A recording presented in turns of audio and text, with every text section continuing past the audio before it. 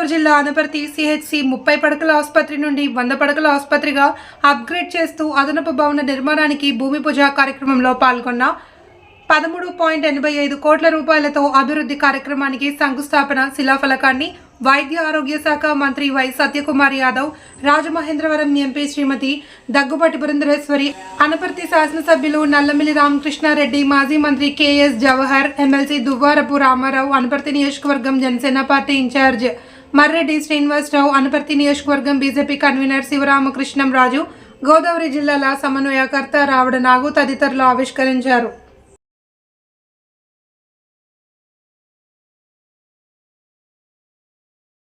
ఈ ఆరోగ్య శాఖ ఇప్పుడు ఎలా ఉందంటే 10 నెలల నుంచి 1 సంవత్సరం నుంచి జీతాలు కూడా ఇవ్వలేకుండా గత ప్రభుత్వం ఉంది. ఇప్పుడు ఆ జీతాలు ఇవ్వాల్సిన బాధ్యత మా మీద పడింది. ఇవన్నీ కాకుండా హాస్పిటల్లో మెరుగైన మౌలిక సదుపాయాల కల్పన జరగడం కానీ, డయాగ్నోస్టిక్ ఎక్విప్మెంట్ తెప్పించడం కానీ, ఆసుపత్రుల్లో ఒక దేవాలయంగా నిర్మించాల్సిన గురుతర బాధ్యతను ప్రజలు మా మీద మోపారు. అయితే దురదృష్టవశాత్తు అటువంటి చలనం లేని చిత్తశుద్ధి లేని ఇన్సెన్సిటివ్ ప్రభుత్వాలు గతంలో ఉంటే ఇవాళ దేశంలో నరేంద్ర మోడీ గారు ఒక దార్శనిక నాయకత్వం ఉంది. పేదలకు అభివృద్ధి ప్రదాతగా పేరు కాల్చిన చంద్రబాబు నాయుడు గారు ఇక్కడ ముఖ్యమంత్రిగా ఉన్నారు. ఈ ఇద్దరి నాయకత్వంలో ఖచ్చితంగా ఆరోగ్య శాఖ రూపురేఖలు మార్చి ఈ రాష్ట్రంని ఆరోగ్య ఆంధ్రప్రదేశ్ గా నిర్మాణం చేయడం మాత్రం ఎన్డీఏ ప్రభుత్వం, మా ప్రజా ప్రభుత్వం ఖచ్చితంగా ముందుంటుందని తెలియజేసే ప్రయత్నం చేస్తున్నాం. అప్పులు జీతాలు రావట్లేదు. అప్పుడు ఆరోగ్యశ్రీ మీద, మినిస్ట్రీలో ఆరోగ్యశ్రీ మీద నోటు ఇవ్వండి సార్ అని మా చీఫ్ సెక్రటరీ గారు చెప్తే ఆయన తెచ్చిస్తే ఎంత బకాయిలు ఉన్నాయా అంటే 2000 కోట్లు. ఇప్పుడు 2000 కోట్లు ఆరోగ్యశ్రీ బకాయిలు కట్టాలా అంటే పేదలకు దానికి కూడా నేను స్వయంగా ఆ ముఖ్యమంత్రిగా ఉంటున్న ఆయన తండ్రి గారు తీసుకొచ్చిన పథకం అది. అటువంటి పథకానికి కూడా పేదలకు వైద్యం అందించేదానికి కూడా 2000 కోట్లు అప్పు పెట్టి బకాయిలు కట్టకపోతే ఏ ఆసుపత్రి మీకు మెరుగైన వైద్య సేవలు అందిస్తుంది? ఏ ఆసుపత్రి మిమ్మల్ని ఆరోగ్యశ్రీ కింద చేర్చుకుంటది? ఇబ్బంది వస్తే, కష్టం వస్తే, తీవ్ర అనారోగ్యం పాలైతే వాడి పరిస్థితి ఏంది? అంత చలనం లేని ప్రభుత్వం గతంలో ఉండేది. ఎక్కడ చూసినా మెడికల్ కాలేజ్ కట్టాలా లేదు, పైనుంచి కేంద్రం మొత్తం 1 పైసా మ్యాచింగ్ గ్రాంట్ గత 5 సంవత్సరాల్లో ఆరోగ్య శాఖలో ఇవ్వకపోగా కేంద్రం నుంచి నేషనల్ హెల్త్ మిషన్ ద్వారా వచ్చిన నిధులు కానీ, లేదా కేంద్రం నుంచి 15 ఫైనాన్స్ కార్పొరేషన్ కింద ఏటా 500 కోట్లు నిధులు కానీ, లేదా నబార్డు కింద ప్రతి కాలేజీ నిర్మాణానికి ఇవాళ ఈ ఆసుపత్రికి కూడా కేంద్ర ప్రభుత్వమే NABARD rural infrastructure develop fund కింద 14 కోట్లు మంజూరు చేస్తే కేంద్ర ప్రభుత్వం ఇచ్చిన దాన్ని కట్టడానికి కూడా 5 సంవత్సరాలు వీళ్ళకి మనసు రాలేదంటే మీరు 1 పైసా కేంద్ర మ్యాచింగ్ గ్రాంట్ ఇవ్వకపోతుంది. కేంద్ర ప్రభుత్వం ఇచ్చిన డబ్బులను కూడా దారి మళ్ళిస్తుంది, లేదా మింగేస్తుంది. వీలైతే ఎంతో ఇంతో మింగేస్తుంది. అంటే ప్రజల ఆరోగ్యంతో కూడా ఆటలు ఆడుకునే ప్రభుత్వం ఉండింది. అయితే మీరు నమ్మకం ఉంచండి. ఇవాళ నేను చెప్తున్న సమస్య చెప్తే మీకు డిప్రెషన్ లో పోయేటట్టున్నారు మీరందరూ, అవునా లేదా?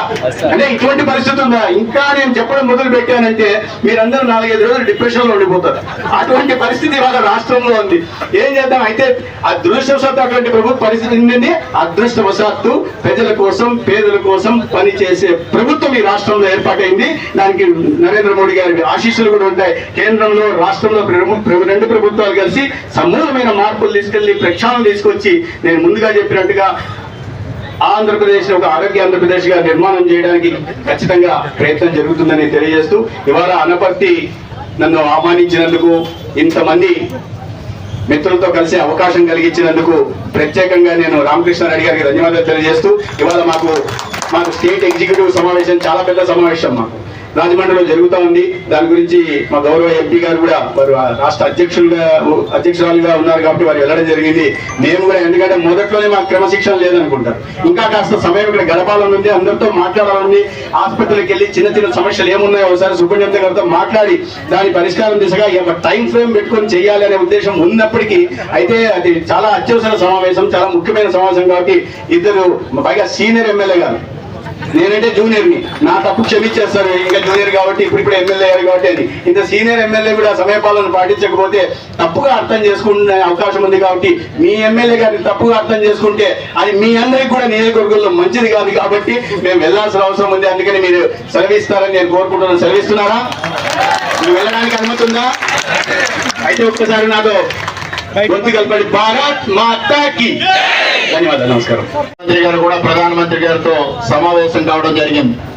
ఈ విధంగా ఈ 5 సంవత్సరాలుగా అభివృద్ధికి ఆమడ దూరంగా ఉన్న ఆంధ్రప్రదేశ్ రాష్ట్రాన్ని తిరిగి అభివృద్ధికి పట్టాలు ఎక్కించాలనే లక్ష్యంతోనే ఇవాళ కూటమి ప్రభుత్వం పనిచేస్తా ఉంది.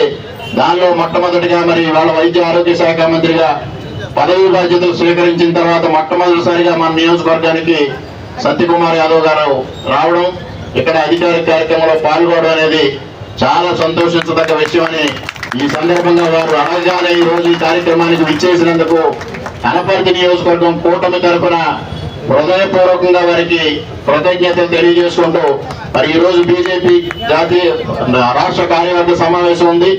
మేమిద్దరం కూడా అక్కడికి వెళ్ళాలి. ఎంపీ గారు ఆల్రెడీ బయలుదేరి వెళ్ళారు. అందుకోసం తక్కువ సమయం మీతో గడపడం అనేది ఒక విధంగా బాధాకరమైన తప్పనిసరి పరిస్థితుల్లో మీ అందరి అనుమతితో ఒక 2 నిమిషాలు వారు కూడా మాట్లాడిన తర్వాత మేము బయలుదేరి రాజమండ్రి వెళ్తామని మీ అందరికీ సవినయంగా తెలియజేసుకుంటాం. సెలవు తీసుకుంటున్నాం. థ్యాంక్ యూ అన్నారు.